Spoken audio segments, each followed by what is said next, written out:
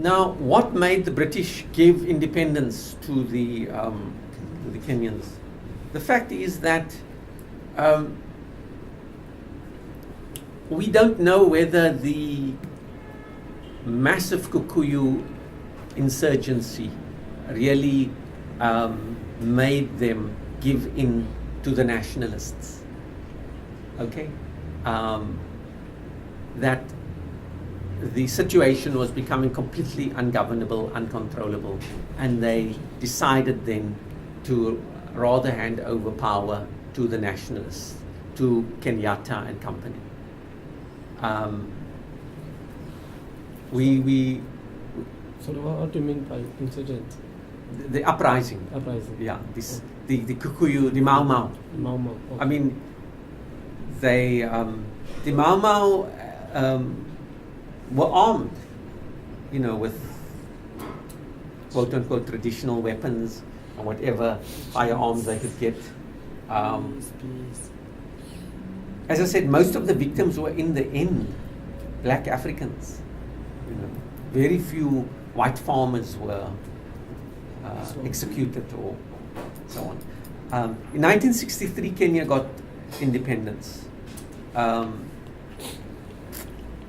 They effectively were able to defeat the Mau Mau by 1960.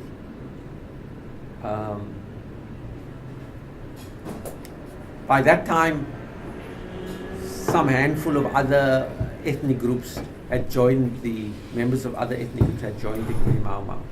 But it was largely, it remained Kikuyu. It never had a vision, of being a nationalist movement. It remained fairly secretive.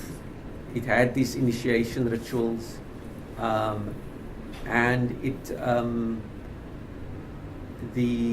ultimately the nationalists didn't know how to deal with them, and for long afterwards in Kenya there was no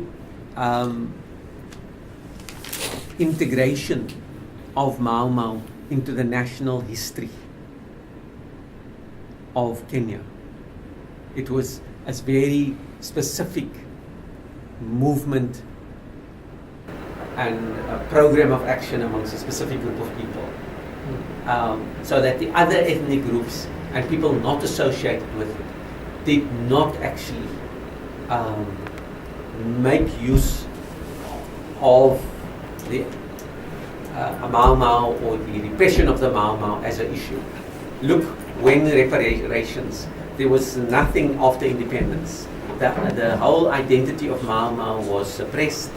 There was very little attention given to it in the aftermath of independence. So it's a very interesting case. I've just given you a very short outline here of a movement which was very had long in the making. It was brutally suppressed. It was not nationalist. It was not a nationalist movement, but it ran parallel to the nationalist movement, which was quite conservative and moderate and constitutionalist. And however, the conditions it created probably led to the British saying, listen here, let's clean our hands. The British were dealing with insurgencies and uprisings and armed insurgencies elsewhere in the colonial world, okay? In Malaysia, for instance, which was then Malaya, they were involved in an insurgency against the communists there. So they must have been stretched in terms of their resources. Remember, soon after the Second World War, if you find out from people what England was like in the 1950s, it was actually very tough. Find out from people, what life was like in London after the Second World War. It was very hard. So there was a whole question of resources. How much do we put into our colonies?